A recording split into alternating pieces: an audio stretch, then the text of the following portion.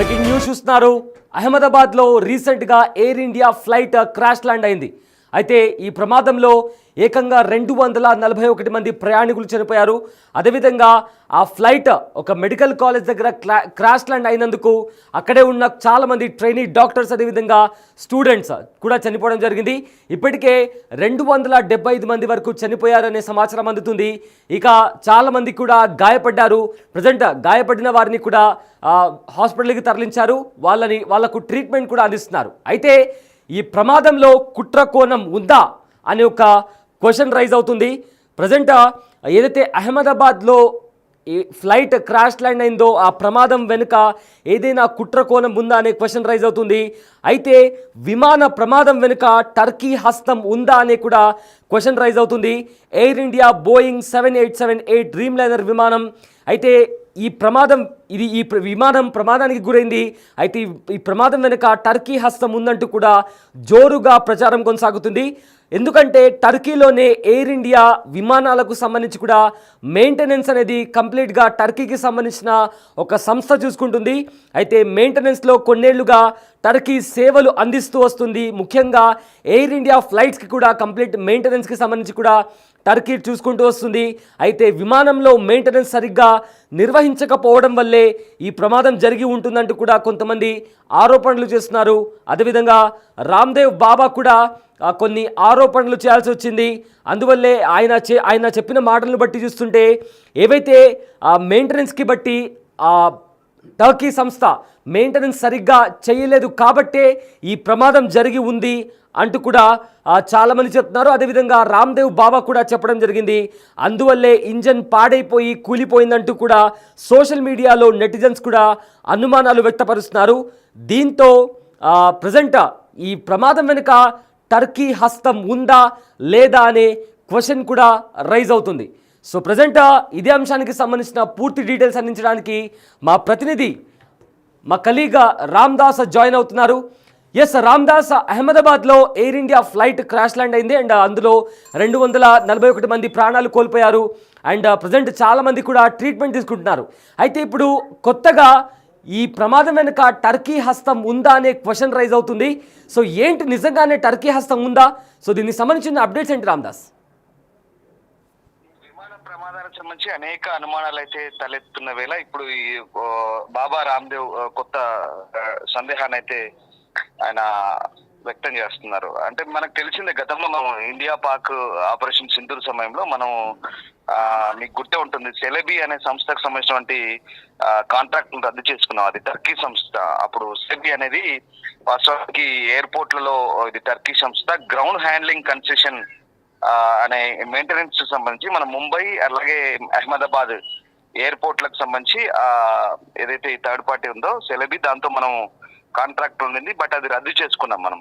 అది టర్కీకి సంబంధించిన సంస్థనే. ఇప్పుడు అదే అనుమానాలు ఇప్పుడు మనకు వీటికి ధృవపరుస్తున్నాయి. ఎందుకంటే ఈ బలం చేకూరుస్తున్నాయి. ఎందుకంటే ఈ గుజరాత్ లోని అహ్మదాబాద్ లో జరిగిన ఈ ఎయిర్ ఇండియా ప్రమాదానికి సంబంధించి అమాయక ప్రజలకు చాలా మంది ప్రాణాలు కోల్పోయారు. ఇక ఈ ఘటనపై ఇప్పుడు దేశమంతా దిగ్భ్రాంతి వ్యక్తం చేస్తున్న క్రమంలోనే ఇప్పుడు ఈ ప్రమాదం జరిగిన తీరు అసలు అంటే టర్కీ సంస్థ ఏదైతే మెయింటెనెన్స్ సంబంధించిన కాంట్రాక్ట్ ఉందో అయితే మనం గతంలోనే రద్దు చేసాం. కానీ ఈ బోయింగ్ విమానాలకు సంబంధించి ఆ సంస్థ కూడా మెయింటెనెన్స్ లో పాల్గొందనేది బాబా రామ్దేవ్ ప్రధాన ఆరోపణ. సో ఇప్పుడు జూన్ 12న జరిగినటువంటి ఈ విషాద ఘటనకు సంబంధించి అంటే ఈ బాబా రామ్దేవ్ చెప్తుంది ఏంటంటే విదేశీ ప్రమేయం చాలా ఖచ్చితంగా ఉందంటూ ఆందోళన వ్యక్తం చేస్తున్నారు. విదేశీ కుట్ర జరుగుతుందంటూ ఆరోపిస్తున్నారు. అంటే అహ్మదాబాద్ మనం చెందిన ఓ కంపెనీ అంటే ఏదైతే సెలెక్ట్ చూసుకుంటుంది క్రమం ప్రభుత్వం ఎప్పుడైతే ఏవియేషన్ విభాగంపై దృష్టి సారించి అది రద్దు చేసుకుంది. కానీ అంతకుముందే ఈ సంస్థలన్నీ కూడా దీనికి సంబంధించిన కుట్రలకు పాల్పడే అవకాశం లేకపోలేదు. వాళ్ళ కాంట్రాక్ట్ రద్దు చేసాం కాబట్టి మనకు తుర్కీ పాకిస్తాన్ కు పరోక్షంగా మద్దతు ఇస్తుంది. అది భారత్ కు వ్యతిరేకంగానే పనిచేస్తున్న పరిస్థితి.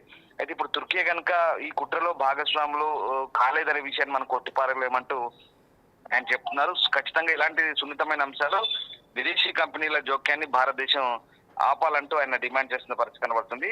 అంటే మనం ఎప్పుడైతే ఈ ప్రధానంగా సెలెబీ కంపెనీ పైన డౌట్లు అనుమానాలు వ్యక్తం అవుతున్న పరిస్థితి కనబడుతోంది. అసలు ఈ విధ్వంసానికి కారణం ఎవరు అంటే ప్రధానంగా విదేశీ ప్రమేయం ఎందుకు ఉంది?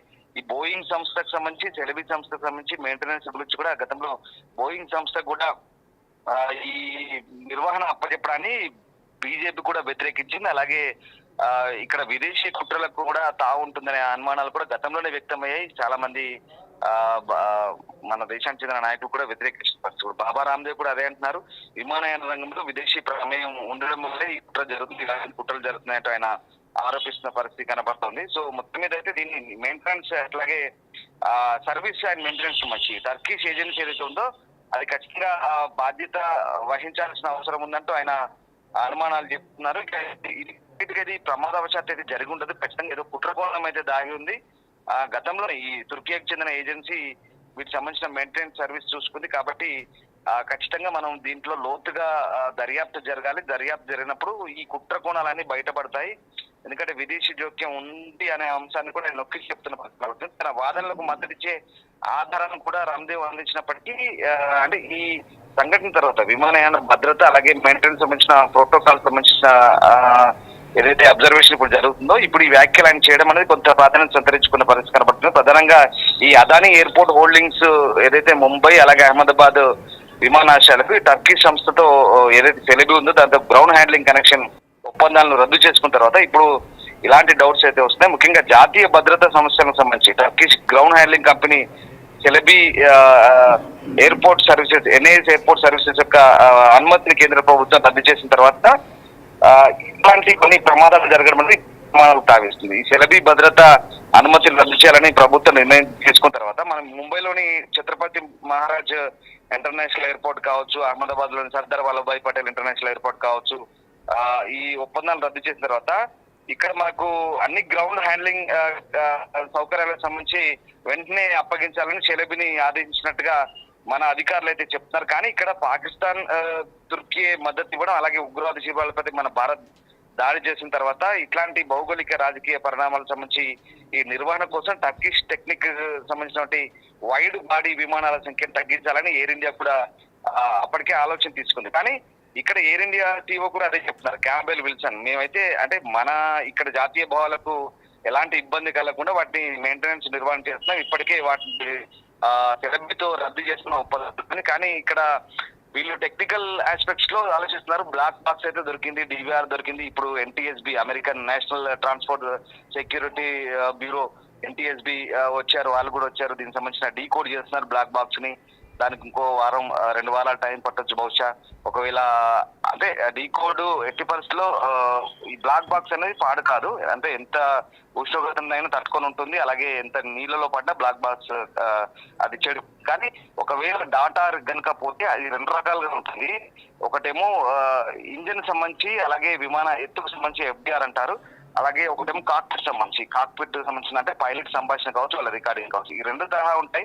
సో వీటన్నిటిని కూడా డాటా రిప్రజెంట్ చేయడానికి డీకోడ్ చేయడానికి కొంత టైం పట్టొచ్చు. అదంతా మేము పరిశీలిస్తున్నామంటూ ఎయిర్ ఇండియా CEO చెప్తున్న పరిస్థితి కనబడుతుంది. అయితే రామ్దాస్ అయితే ఇక్కడ ప్రజెంట్ టర్కీకి సంబంధించి కూడా ఏవైతే ఇన్ని ఆరోపణలు వస్తున్నాయి అండ్ ఆల్సో టర్కీ కూడా దీనికి సంబంధించి కూడా రెస్పాండ్ అయినట్టు తెలుస్తుంది. సో ఈ దీంట్లో టర్కీ ఏం చెప్పింది? సో టర్కీ నుంచి వస్తున్న రెస్పాన్స్ ఏంటి?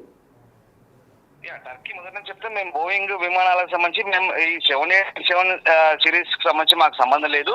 దాంట్లో మ్యాక్స్ 737 సిరీస్ కి సంబంధించి మేము మెయింటైన్ చేస్తామని చెప్తున్నప్పటికీ టర్కీ ఇప్పుడు దీనికి క్లారిటీ ఇచ్చే ప్రయత్నం చేస్తుంది. మన భారత్ నుంచి కొన్ని ఆరోపణలు వస్తున్న నేపథ్యంలో తాము ఇండియా బోయింగ్ 777 వైడ్ బాడీ విమానాలకు మాత్రమే మెయింటెనెన్స్ చూస్తామంటూ టర్కీ చెప్తుంది. ఇక్కడ భారత్ పాకిస్తాన్ యుద్ధ సమయంలో వాళ్ళు కంప్లీట్ గా వాళ్ళకు సహాయం చేశారు. అంతేకాదు తుర్కీ వైపు నుంచి డ్రోన్లను పంపారు, టెక్నికల్ సపోర్ట్ చేశారు పాకిస్తాన్ కి. ఈ రకంగా మనకు కొంత సందేహాలు వస్తున్నాయి. ఖచ్చితంగా విమాన ప్రమాదం వెనుక టర్కీ హస్తం ఉందనే అనుమానాలు దాంతో బలపడుతున్నాయి. ఎందుకంటే టెక్నికల్ పరంగా ఇక్కడ తుర్కీ ఖచ్చితంగా వాళ్ళ ఆపరేటర్లు కూడా పంపి అప్పుడు మనపై ప్రత్యక్షంగా యుద్ధంలో కూడా పాల్గొంది. పాకిస్తాన్ కి సహకరించింది, పాకిస్తాన్ తో కలిసి మనతో యుద్ధంలో కూడా పాల్గొంది ప్రత్యక్షంగా. కానీ ఇప్పుడు ఈ బోయింగ్ విమానానికి సంబంధించి మాత్రం తుర్కీ ఒక క్లారిటీ ఇచ్చే ప్రయత్నం చేస్తుంది. 787 డ్రీమ్ లైనర్ సంబంధించి తమకు సంబంధం లేదు. కేవలం ఇండియాలో మేము ఉన్నంత సేపు ఆ సెలబీ అనే సంస్థ ఉన్నంత సేపు 777 వైడ్ బాడీ విమానాలకు మాత్రమే మెయింటైన్ చూసాం. అలాగే 737 మ్యాక్స్ విమానాలకు మాత్రమే చూసాం. ఈ 787 సిరీస్ కి మాకు సంబంధం లేదని చెప్తున్నప్పటికీ కూడా ఒకవేళ వాళ్ళ ఇన్వాల్వ్మెంట్ ఉండొచ్చు, అంటే వాళ్ళతో ఒప్పందం రద్దు చేస్తున్నప్పటికీ కూడా వాళ్ళ హస్తం ఉండొచ్చు. ఎందుకంటే తుర్కీ పాకిస్తాన్ మద్దతు ఇస్తున్న ఈ నేపథ్యంలో ఖచ్చితంగా కుట్రకోణాన్ని కొట్టిపోయాలి. ఇప్పుడు బాబా రామ్దేవ్ కూడా అదే చెప్తున్నారు, మిగతా కొంతమంది నేను కూడా ఇదే అనుమానాన్ని వ్యక్తం చేస్తున్న పరిస్థితి.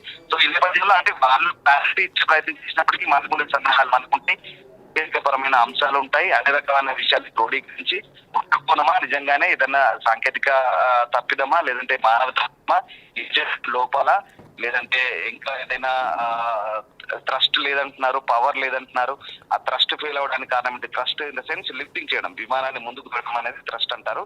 సో ఆ రకంగా ఆ ట్రస్ట్ ఫెయిల్యూరా, లేకుంటే ఇక్కడ పవర్ ఎందుకు ఫెయిల్ అయింది, ఇంజన్ ఎట్లా ఫెయిల్ అయ్యాయి, జస్ట్ 30 సెకండ్లోనే విమాన ల్యాండింగ్ టేకప్ తీసుకున్నటువంటి 30 సెకండ్లోనే కంప్లీట్ గా టేకప్ కూడా పూర్తి కాలేదు. టేకప్ కూడా ఎందుకు ఫెయిల్ అయింది అనేది ఇక్కడ ప్రధాన సమస్య. సో ఆ రకంగా కంప్లీట్ గా ఇప్పుడు అయితే డీకోడ్ చేస్తున్నారు. బ్లాక్ బాక్స్ అయితే దొరికింది. DVR బ్లాక్ బాక్స్ ని కంప్లీట్ గా డీకోడ్ చేసిన తర్వాత, విశ్లేషించిన తర్వాత, ఆ పూర్తి సమాచారాన్ని అంతా తెలుసుకున్న తర్వాత ఇప్పుడు ఏది కానీ ఖచ్చితంగా చెప్పలేని పరిస్థితి కనబడుతుంది. కానీ ఇక్కడ కుట్రకోణాన్ని మాత్రం కొట్టిపారేయలేమనే అంశాలను కూడా ఇప్పుడు సందేహాలు ఏమవుతున్నాయి. ముఖ్యంగా సెలబీ అనే సంస్థకు సంబంధించిన ఇన్వాల్వ్మెంట్ ఏమైనా ఉందనే కోణంలో కూడా భారత్ కు సంబంధించినటువంటి దర్యాప్తు సంస్థలు అయితే ఇప్పుడు దృష్టి సారించిన పరిస్థితి కనబడుతుంది. ఏదేమైనా బాబా రామ్దేవ్ ఒక వ్యాలిడ్ పాయింట్ ని రేజ్ చేశారు. నిజంగా తుర్కీ సంస్థ క్లారిటీ ప్రయత్నం చేసినప్పుడు కూడా మన అనుమానాలు మనకు కాబట్టి ఖచ్చితంగా ప్రభుత్వం ఈ కోణంలో కూడా దృష్టి సారించే అవకాశం లేకపోలేదు. ఈ విషయంలో కూడా దర్యాప్తును కూడా ఆదేశించే అవకాశాలు ఎక్కువగా ఉన్నాయి. Yes, thank you Ramdas, thanks for the update. అయితే అహ్మదాబాద్లో air India flight crash land అయింది. దాని తర్వాత కూడా అందులో ఉండే ప్రయాణికులు 241 మంది కూడా అందులో మరణించారు.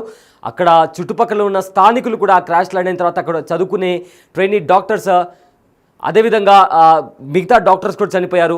సో ఇదంతా నడుస్తున్న పరిస్థితుల్లో ప్రజెంట్ ఈ ప్రమాదం వెనుక టర్కీ ఉందా అనే ఒక క్వశ్చన్ రైజ్ అవుతుంది. సో అయితే దీనికి సంబంధించి కూడా టర్కీ రెస్పాండ్ అయింది. టర్కీ రెస్పాండ్ అవుతూ కూడా వాళ్ళు ఒక ట్వీట్ చేయడం జరిగింది. ఆ ట్వీట్లో కూడా వాళ్ళు చాలా క్లియర్గా మెన్షన్ చేశారు, మాకు ఈ ప్రమాదానికి ఎలాంటి సంబంధం లేదు అంటూ కూడా టర్కీ తరపు నుంచి ఒక ట్వీట్ కూడా వచ్చింది. అయితే ఆ ట్వీట్లో వాళ్ళు చెప్పిన విషయాల్లో బోయింగ్ 787 డ్రీమ్ లైనర్తో తమకు ఎలాంటి సంబంధం లేదని కూడా టర్కీ తేల్చి చెప్పింది. అండ్ ఆల్సో విమానాలకు మాత్రమే మెయింటెనెన్స్ చేస్తామన్నారు టర్కీకి సంబంధించిన సంస్థ. అందులో కూడా వాళ్ళు మెయింటెనెన్స్ చేసే ఫ్లైట్లలో కూడా 777 అంటే 777 వైట్ బాడీ అనే విమానాలకు మాత్రమే మేము మెయింటెనెన్స్ చేసే మా దేశానికి సంబంధించిన ఒక కంపెనీ మెయింటెనెన్స్ చేస్తుంది. అంతేకాని ఏదైతే 787 డ్రీమ్ లైనర్ ఉందో దానికి సంబంధించిన మెయింటెనెన్స్ టర్కీతో ఎలాంటి సంబంధం లేదు అంటూ కూడా ఒక క్లారిటీ ఇచ్చే ప్రయత్నం చేసింది. అయితే భారత్ పాక్ యుద్ధ సమయంలో కూడా పాకిస్తాన్కు టర్కీ సంపూర్ణ మద్దతు ఇచ్చింది. ఆ తర్వాత కూడా పాక్కు సహకారం అందిస్తామని కూడా టర్కీ చెప్పింది. దీంతో విమాన ప్రమాదం వెనుక టర్కీ హస్తం ఉందా లేదా అనే క్వశ్చన్ ఇప్పుడు రైజ్ అవుతుంది.